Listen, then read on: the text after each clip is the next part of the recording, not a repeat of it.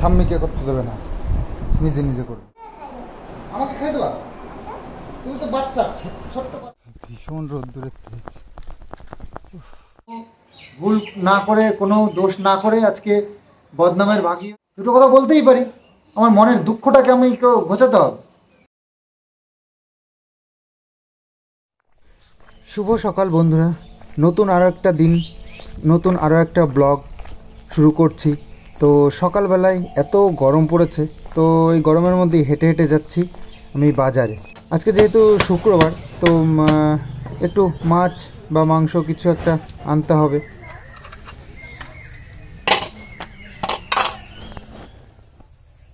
এই গন্ধরাজ ফুল গাছটা লাগিয়েছিলাম, লাগানোর পরে তোমাদেরকে দেখিয়েছিলাম এই হালটা কি হয়েছিল, পুরো শুকিয়ে মরা কাঠের মতন হয়ে গেছিলো। ভেবেছিলাম এবার তুলে ফেলে দিতে হবে, তো হঠাৎ করেই দেখছি এই দেখো সুন্দর সুন্দর পাতা বেরিয়েছে। তো মনে একবার সন্দেহ হয়েছিল যে এত সুন্দর করে বসালাম, এত খাটাখাটনি করে, এত মাটির তলায়, আর কি চাই, তো গাছটা এরকম হয়ে যাচ্ছে। আসলে ছিল টবের মধ্যে, টবের থেকে নিয়ে এসে মাটিতে দিয়েছি। বলে না পুঁটি মাছ যখন বেশি জলে যায় তখন একটু লাফালাফি বেশি করে, তো ক্ষতি হয়ে যায়। তো বেশি এক্সাইটমেন্ট ভালো নয় শরীরের, মানে সেফ খেললে মানে শরীরের জন্য। তো এত জায়গা পেয়ে না হঠাৎ করে ও হতমত খেয়ে যাবে। তো যাই হোক, নিতে পারছিল না, সহ্য করতে পারছিল না। তো ফার্স্টে একটু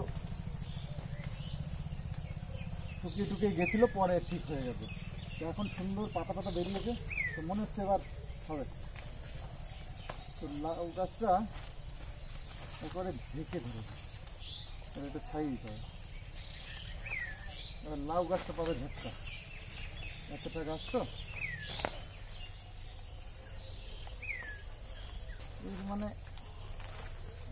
ধরেছে, না খেয়ে গেলে গাছটাও বাঁচে না। এর জন্য বানিয়ে দিয়েছি এত বড় একটা জানলা বানিয়ে দিয়েছি, তাও এর জানলায় থাক না, আমাদের আবার গাছ আসছে। তো দিয়েছি পরিষ্কার করে, এরকমভাবে পরিষ্কার না করে দিলে গাছটা এত সুন্দর হয়ে উঠেছে, আর এত সুন্দর ফুল হয়। তো পুরো এটা নেক্সট টাইম আবার মরে গেলে আর বাঁচানো যাবে না। তো একবার মরে গেছিলো, বাঁচিয়ে নিয়েছি। তো যাই হোক, আজকে মজা করেই বললাম। তো যাই হোক, মরে গেলে তো আর কখনোই বাঁচে না, তাই না? দেখো মাথার ডালগুলো শুকিয়েই গেছে, এই গোড়ার থেকে থেকে আবার পাতা বেরিয়েছে। তো এগুলো ভেঙে দিলেও ভালো।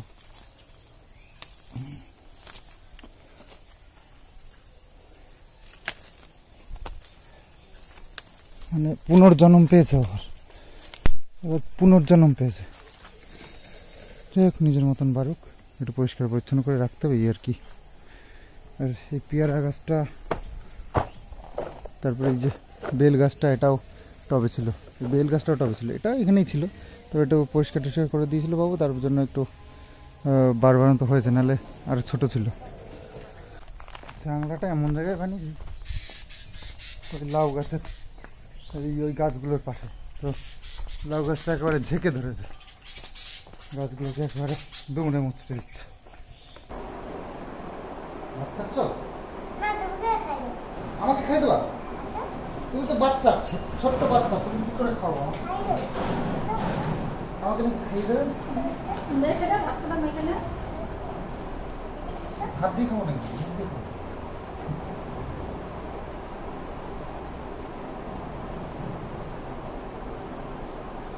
মেখে নে, একটু লবণ দেওয়া ছিল, মেখে দেবো? লবণ দেওয়া আছে।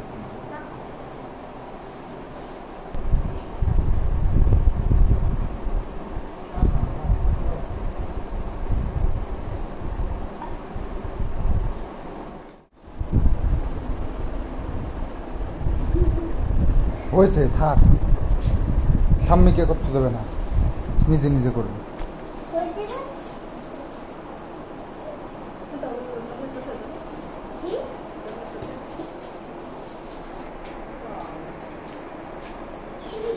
ওষুধ ওষুধ এটা ঠামির ওষুধ।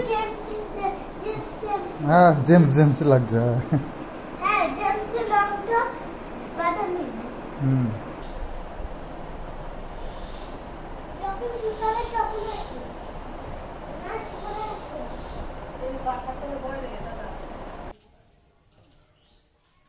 একটু মাঠে যেতে হবে। আসলে মাঠে একটা জায়গায় চেম্বার থেকে জল বেরোয়, সেই জায়গাটা ব্লক হয়ে গেছে, তো সেই জন্য মাঠে পুরো জলে ভর্তি হয়ে গেছে। ওই জায়গাটা খুলে দিলে গর্তে জল চলে আসবে, জায়গাটা ক্লিয়ার হয়ে যাবে। তো যাই দেখি। তো এই জায়গাটা এই যে সব ঠিকঠাকই ছিল, এই যে সেদিনকে এই জেসিবি নেমেছে, এই যে এইখান দিয়ে একটা নালা করা ছিল একদম, ওই যে চেম্বারের গোড়ার থেকে জল লিক করে বেরোতো, তো সেই জলটা আমাদের পুকুরে আসতো, এইখান দিয়ে মুখটা ছিল। সব মুখ তো বন্ধ হয়ে গেছে, মাটি কেটে এই যে সব নালাগুলো বন্ধ করে দিয়েছে। এই দেখো কালকে জল ছেড়েছিল, পুরো জমি ভর্তি হয়ে গেছে জলে, আর যে এইখান দিয়ে চুইয়ে চুইয়ে জল নেমেছে, পুরো যা জমি আমাদের এই ওপরের জমি নিচের জমি সব ভিজে গেছে। তো সেই জন্য এনে একটু নালাটা কেটে দিতে হবে এখানটায়, এইখান থেকে একটুখানি।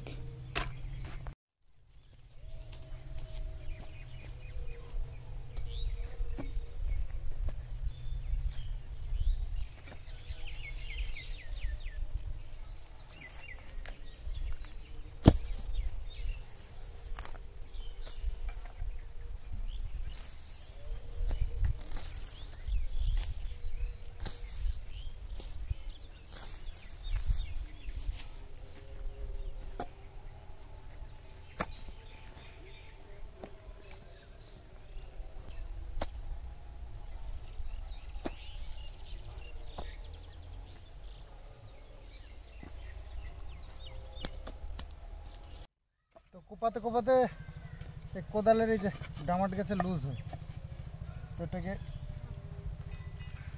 গোজ দিতে হবে,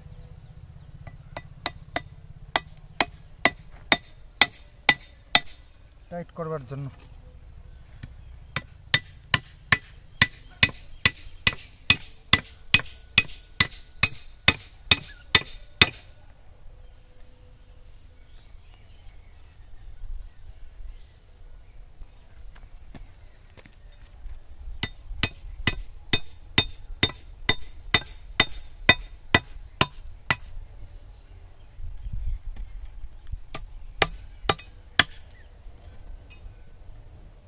তো জায়গাটা সুন্দর করে দিয়েছি, ওই দিক দিয়ে আর করলাম না, একে তো জঙ্গল হয়ে গেছে, তারপরে এই রোদ্দুরের মধ্যে সম্ভব না।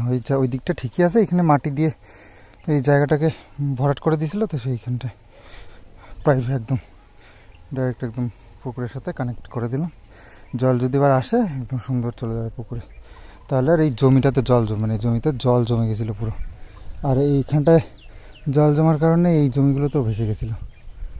তো যাই হোক হয়ে গেল মোটামুটি এই রোদ্রের মধ্যে, কী আর করবো, একটুতেই হাঁপিয়ে যাই।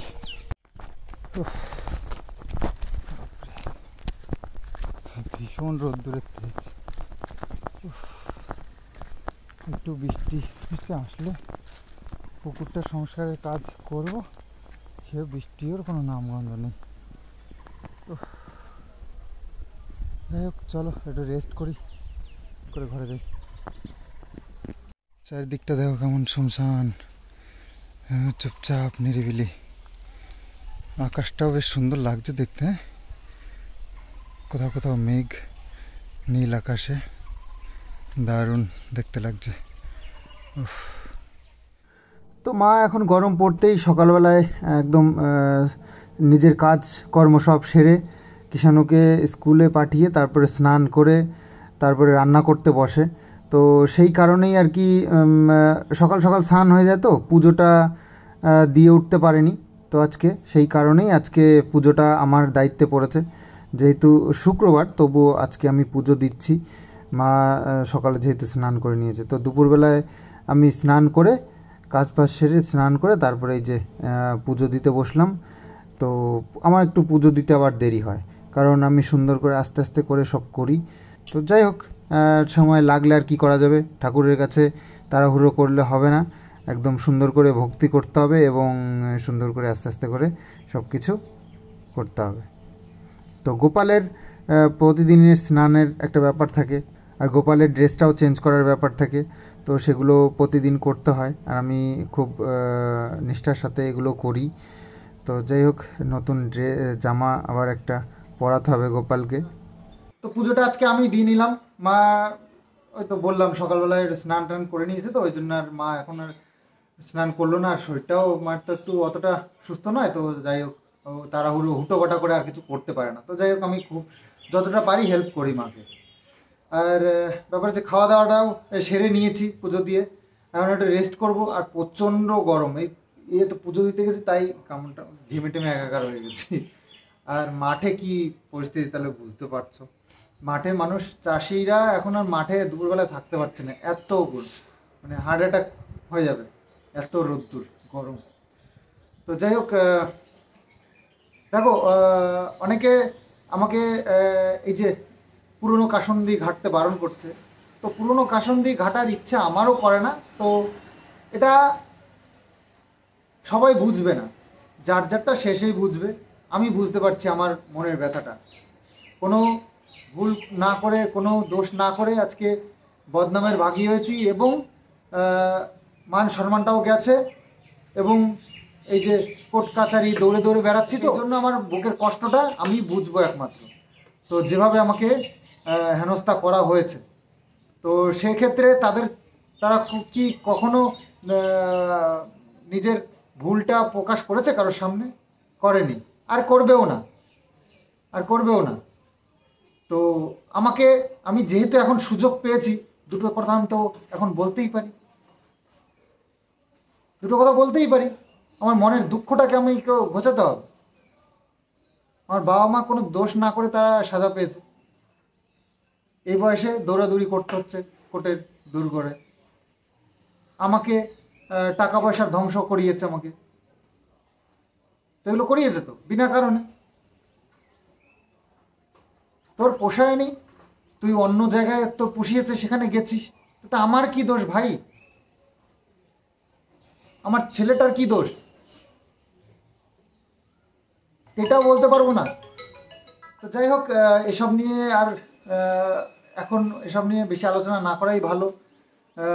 কারণ এই যে দেশের যে বড় একটা দুর্ঘটনা হয়ে গেছে, সেই সবের দিকে তাকাতে গেলে আমাদের এসব মানে কোনো মানে খুব সাধারণ ঘটনা। কারণ এতগুলো নির্দোষ মানুষ তো এইভাবে শেষ হয়ে গেছে আজকে একটা প্লেন দুর্ঘটনায়। তো তাই নিয়ে আমরা পুরো দেশের মানুষ, পুরো পৃথিবীর মানুষ ভীষণভাবে দুঃখিত। তো সেই জায়গায় দাঁড়িয়ে এসব আলোচনা করাটাও ভুল। তো কিছু মানুষ আছে তাদের মধ্যে মনুষ্যত্ব নেই, তো এই ঘটনার মধ্যেও এইসব নিয়েও আমার কমেন্টস বক্সে এসে উল্টো সিধা কমেন্টস করে এই ঘটনা নিয়ে। আমি এই ঘটনা নিয়ে আগের ভিডিওতে বলেছি, সেটা নিয়ে আমাকে ক্রিটিসাইজ করছে। তো যাই হোক, এদের মানসিকতা কোথায় বোঝাই যাচ্ছে। নিজেরা আবার শিক্ষিত বলে দাবি করে এরা, জানি না কী করে করে, পড়াশুনো করে এদের মূর্খতা পরিচয় দিচ্ছে এখন।